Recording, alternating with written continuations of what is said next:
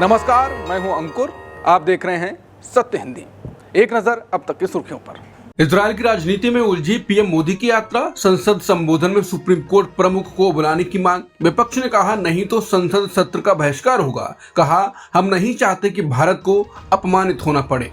PM Modi की Israel यात्रा अब वहां की घरेलू राजनीति में उलझती दिखाई दे रही है। इजरायल में विपक्ष के नेता यायर लापिड ने चेतावनी दी है कि अगर सुप्रीम कोर्ट के प्रमुख को संसद सत्र में नहीं बुलाया गया तो विपक्ष प्रधानमंत्री मोदी के संबोधन का बहिष्कार कर सकता है। बता दें, पीएम मोदी के 25 फरवरी 2026 को इजरायल पहुंचने की उम्मीद है। 2 दिन की इस यात्रा के दौरान वो इजरायल की संसद नेसेट को संबोधित कर सकते हैं और प्रधानमंत्री बिन्यामिन नेतन्याहू तथा राष्ट्रपति इसाक हर्जोग से मुलाकात करेंगे। लेकिन इससे पहले इजरायल की राजनीति में विवाद खड़ा हो गया है। विपक्ष चाहता है कि जब प्रधानमंत्री मोदी संसद को संबोधित करें तो सुप्रीम कोर्ट के अध्यक्ष इत्जाग अमित को भी आमंत्रित किया जाए। विपक्ष का कहना है ये परंपरा रही है। यायर लापिड ने साफ कहा ये मोदी का बहिष्कार नहीं है, बल्कि सरकार जानबूझकर विपक्ष को असहज स्थिति में डाल रही है। उन्होंने कहा भारत जैसे 1 अरब से ज्यादा आबादी वाले देश के प्रधानमंत्री अगर आधी खाली संसद को संबोधित करें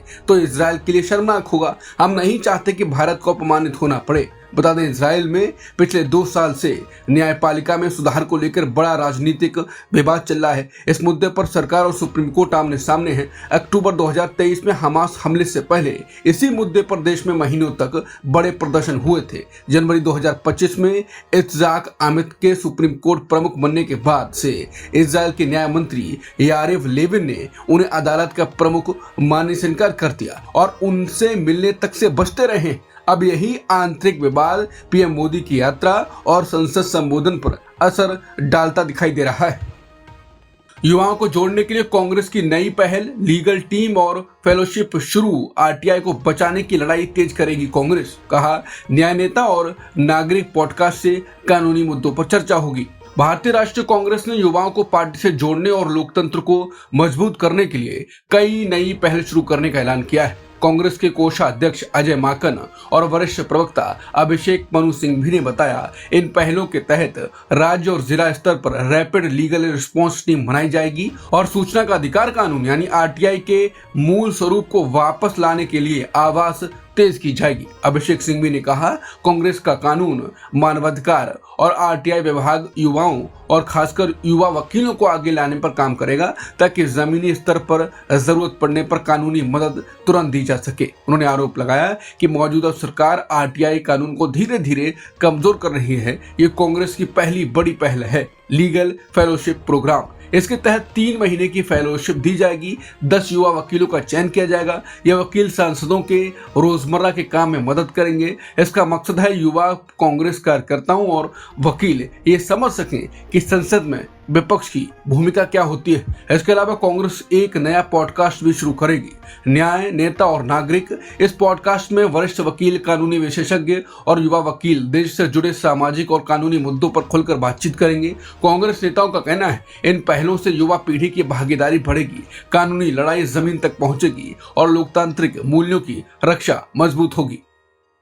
पीएम का कांग्रेस पर हमला, कहा एआई समिट में गंदी और नंगी राजनीति की गई। बोले देश जानता है कि आप नंगे हो तो और नंगा होने की क्या जरूरत थी। कांग्रेस बोली गलगोटिया यूनिवर्सिटी विवाद का कोई जिक्र क्यों नहीं। कांग्रेस ने कहा कि असली मुद्दों से भटकाया गया, विपक्ष पर आरोपों तक रहा भाषण केवल। पीएम मोदी ने रविवार को कांग्रेस पर तीखा हमला बोला और कहा कि उसने दिल्ली में हुए वैश्विक एआई इम्पैक्ट समिट को अपनी गंदी और नंगी राजनीति का खड़ा बना दिया। मोदी ने आरोप लगाया कि कांग्रेस ने अंतर्राष्ट्रीय कार्यक्रम में शर्टलेस विरोध प्रदर्शन करके देश की बदनामी की है। उन्होंने कहा कि कांग्रेस नेता विदेशी मेहमानों के सामने कपड़े उतारकर कार्यक्रम स्थल पर पहुंच गए। मैं कांग्रेस नेताओं से पूछता हूं, देश पहले से जानता है कि आप नंगे हैं तो और ज्यादा नंगा होने की क्या जरूरत थी। वहीं कांग्रेस ने समिट में गलगोटिया यूनिवर्सिटी विवाद को राष्ट्रीय शर्मिंदगी बताया और कहा कि पीएम गलगोटिया विवाद का जिक्र नहीं कर रहे हैं। तो पीएम ने एआई समिट में सिर्फ 10 लोगों के प्रदर्शन का जिक्र क्यों किया, जबकि पानी की किल्लत, सामान चोरी जैसी अव्यवस्था और फिर गलगोटिया विवाद जैसी बड़ी बड़ी घटनाएं घटी जो अंतर्राष्ट्रीय मीडिया की सुर्खियां तक बनी। कांग्रेस ने आरोप लगाया कि नरेंद्र मोदी के मेरठ में दिए गए भाषण में आम लोगों के असली मुद्दों से ध्यान भटकाया गया। कांग्रेस का कहना है कि पीएम ने रोजगार, महंगाई, किसानों की आमदनी, शिक्षा और सामाजिक न्याय जैसे सवालों पर कोई ठोस बात नहीं की। प्रदेश कांग्रेस प्रवक्ता अभिमन्यु त्यागी ने कहा कि जनता की समस्याओं पर नीतिगत समाधान बताने के बजाय पीएम का भाषण विपक्ष पर आरोप लगाने तक सीमित रहा। त्यागी ने यह भी आरोप लगाया कि कांग्रेस कार्यकर्ताओं, किसान नेताओं और वकीलों को पुलिस ने पहले ही हिरासत में ले लिया है ताकि वो प्रधानमंत्री से मिलने कार्यक्रम स्थल तक न पहुंच सकें। उन्होंने इसे लोकतांत्रिक अधिकारों का उल्लंघन बताया। भारत अमेरिका ट्रेड डील की बैठक टली, सुप्रीम कोर्ट के फैसले का असर देखेगा भारत और अमेरिका ने अंतरिम द्विपक्षीय व्यापार समझौते पर होने वाली आधिकारिक बैठक को फिलहाल टाल दिया है।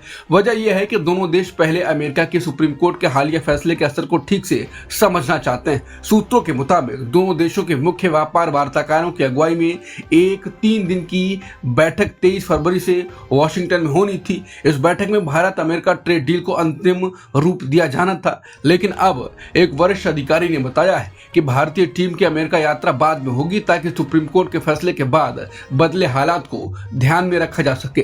दोनों देश मिलकर नई तारीख तय करेंगे जो दोनों के लिए सुविधाजनक होगी। दरअसल सुप्रीम कोर्ट ने हाल ही में ट्रंप प्रशासन द्वारा लगाए गए टैरिफ बढ़ोतरी को रद्द कर दिया था। इस फैसले को राष्ट्रपति ट्रंप के लिए बड़ा झटका माना गया। ममता बनर्जी के करीबी रहे मुकुल रॉय का कोलकाता में निधन, 71 साल की उम्र में ली अंतिम सांस। पूर्व रेल मंत्री और तृणमूल कांग्रेस के वरिष्ठ नेता मुकुल रॉय का सोमवार तड़के निधन हो गया। उनकी उम्र 71 साल थी। मुकुल रॉय को कोलकाता में एक निजी अस्पताल में भर्ती कराया गया था, जहां रात करीब 1:30 बजे उन्होंने अंतिम सांस ली। उनके बेटे शुभ्रांशु रॉय ने बताया कि मुकुल रॉय काफी समय से गंभीर बीमारियों से जूझ रहे थे। मुकुल रॉय तृणमूल कांग्रेस के संस्थापक सदस्यों में से एक थे। दिल्ली में अरुणाचल की महिलाओं से नस्लवादी गाली गलौज, एफआईआर दर्ज, नस्ल भेदी और अपमानजनक टिप्पणियों का आरोप। कहा गया, क्या यहाँ मसाज पार्लर चला रही हो? ये व्यक्तिगत नहीं, पूरे समुदाय का अपमान है, बोली पीड़ित महिलाएं। दक्षिण दिल्ली के मालवीय नगर इलाके में अरुणाचल प्रदेश की 3 महिलाओं के साथ नस्लभेदी गाली गलौज, अपमान और डराने धमकाने का मामला सामने आया। ये विवाद उनके किराए के फ्लैट में एसी लगाने के काम के दौरान शुरू हुआ। इस घटना का वीडियो सोशल मीडिया पर वायरल हो रहा है, जिसमें आरोपी महिला ये कहते हुए सुनी जा रही है, क्या यहाँ मसाज पार्लर चला रही हो और तेरी औकात नहीं है? ये कस्टम ऑफिसर और नेता का बेटा है। पुलिस के मुताबिक 20 फरवरी को महिलाएं अपने 4थी मंजिल के फ्लैट में एसी लगवा रही थी। ड्रिलिंग के दौरान नीचे वाली फ्लोर में धूल और मलबा गिरा, जिस पर पड़ोसी दंपति ने आपत्ति जताई। इसी बात पर बहस शुरू हुई तो जल्द ही गाली गलौज और नस्लभेदी टिप्पणियों में बदल गई। महिलाओं का आरोप है कि पड़ोसियों हर्ष सिंह और उनकी पत्नी रूबी जैन ने न सिर्फ अपमानजनक बातें कही, बल्कि पूर्वोत्तर समुदाय को नीचा दिखाने वाली भाषा भी इस्तेमाल की। वीडियो में एक पुलिसकर्मी भी नजर आ रहा है जो बीच बचाव कर रहा, हालात शांत करने की कोशिश कर रहा है। पीड़ित महिलाओं ने वीडियो में साफ कहा कि उन पर झूठे आरोप लगाए गए, उनकी छवि खराब की गई और उन्हें शराब पीने जैसी बातें कहकर बदनाम किया गया। महिलाओं ने यह भी आरोप लगाया कि उन्हें गटर छाप जैसे नस्लभेदी शब्द कहे गए। उनका कहना है ये सिर्फ व्यक्तिगत झगड़ा नहीं, बल्कि पूर्वोत्तर के लोगों की गरिमा पर हमला है। पुलिस ने इस हमले में बीएनएस की कई धाराओं में एफआईआर दर्ज की है, जिनमें महिला की गरिमा को ठेस पहुंचाना, आपराधिक धमकी और नस्ल व जन्मस्थान के आधार पर नफरत फैलाना शामिल है। हालांकि अब तक कोई गिरफ्तारी नहीं हुई है। दिल्ली पुलिस ने 8 संदिग्ध आतंकी लिंक वाले लोगों को पकड़ा। लाल किला अलर्ट के बाद गिरफ्तारी, आतंकी साजिश का शक, मेट्रो स्टेशनों पर पोस्टर लगाने से शुरू हुई जांच। दिल्ली पुलिस की स्पेशल सेल ने 8 लोगों को गिरफ्तार किया है, जिनके तार पाकिस्तान और बांग्लादेश स्थित आतंकी संगठनों से जुड़े होने का शक है। पुलिस के मुताबिक गिरफ्तार लोगों में एक पश्चिम बंगाल का है, जबकि बाकी सभी बांग्लादेशी नागरिक बताए जा रहे हैं। ये कार्रवाई ऐसे समय हुई है जब सुरक्षा एजेंसियों ने लाल किला के आसपास संभावित धमाके का अलर्ट जारी किया था। इसके बाद दिल्ली के ऐतिहासिक और धार्मिक स्थलों की सुरक्षा बढ़ा दी गई थी। पुलिस ने बताया कि 7 फरवरी को दिल्ली के कई मेट्रो स्टेशनों पर आपत्तिजनक पोस्टर लगाए गए थे। मेट्रो पुलिस ने पोस्टर लगाने वालों की पहचान कर उनके शहर छोड़ने के रास्तों का पता लगाया। बाद में यह मामला 13 फरवरी को स्पेशल सेल को सौंपा गया। पुलिस के अनुसार गिरफ्तार बांग्लादेशी नागरिक तमिलनाडु और पश्चिम बंगाल की गारमेंट फैक्ट्रियों में काम कर रहे थे। मामले की आगे की जांच जारी है। ट्रंप के रिजॉर्ट में घुसा हथियारबंद युवक, सीक्रेट सर्विस ने मार गिराया। युवक नॉर्थ कैरोलिना का पहले से लापता बताया गया था। अमेरिका में राष्ट्रपति ट्रंप के निजी रिसोर्ट मार-ए-लागो के बाहर एक हथियारबंद युवक को सीक्रेट सर्विस ने गोली मारकर ढेर कर दिया। यह घटना फ्लोरिडा के पास बीच में हुई। अमेरिकी सीक्रेट सर्विस के मुताबिक युवक मार-ए-लागो के नॉर्थ गेट के पास देखा गया था। उसके हाथ में शॉटगन जैसी बंदूक और एक ईंधन का कैन था। जब वो सुरक्षा घेरे में घुसा तो सीक्रेट सर्विस एजेंट्स और काउंटी शेरिफ ने उसे रोकने की कोशिश की। इसके बाद उसे गोली मार दी गई, जिससे उसकी मौके पर ही मौत हो गई। घटना के समय ट्रंप और उनकी पत्नी मिलानिया ट्रंप व्हाइट हाउस में मौजूद थे, इसलिए वो सुरक्षित हैं। सीक्रेट सर्विस के प्रवक्ता एंथनी गुलएल्मी के अनुसार मृतक युवक की उम्र करीब 20 से 22 साल थी और वो नॉर्थ कैरोलिना का रहने वाला था। कुछ दिन पहले उसके परिवार ने उसे लापता बताया था। जांच एजेंसियों को शक है कि वो नॉर्थ कैरोलिना से फ्लोरिडा तक गाड़ी से आया और रास्ते में उसने शॉटगन खरीदी। उसकी कार से बंदूक का डिब्बा भी मिला है। फिलहाल मामले की जांच जारी है। एजेंसियां जानने की कोशिश कर रही हैं कि युवक क्यों आया था, उसका मकसद क्या था और उसकी मानसिक स्थिति कैसी थी। ईरान अब तक झुका क्यों नहीं? ट्रंप ने उठाया सवाल। स्टीव विटकॉफ बोले, ट्रंप ईरान के रुख को लेकर हैरान है। अमेरिका के राष्ट्रपति ट्रंप इस सवाल उठा रहे हैं कि इतने सैन्य दबाव के बावजूद ईरान अब तक झुका क्यों नहीं।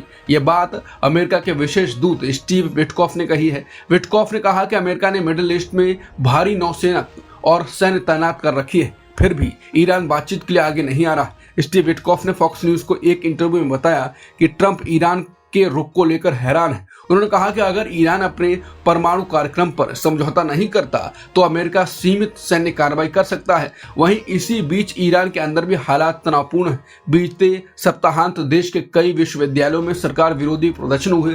ये प्रदर्शन जनवरी में हुई कड़ी कार्रवाई के बाद पहली बार इतने बड़े स्तर पर देखे गए, जिसमें हजारों लोगों की मौत होने की खबरें आई थी। कुल मिलाकर एक तरफ अमेरिका सैन्य दबाव और चेतावनी दे रहा है, वहीं दूसरी तरफ ईरान ना तो झुक रहा है और ना ही खुलकर समझौते की ओर बढ़ रहा है। अब तक की खबरों में इतना ही।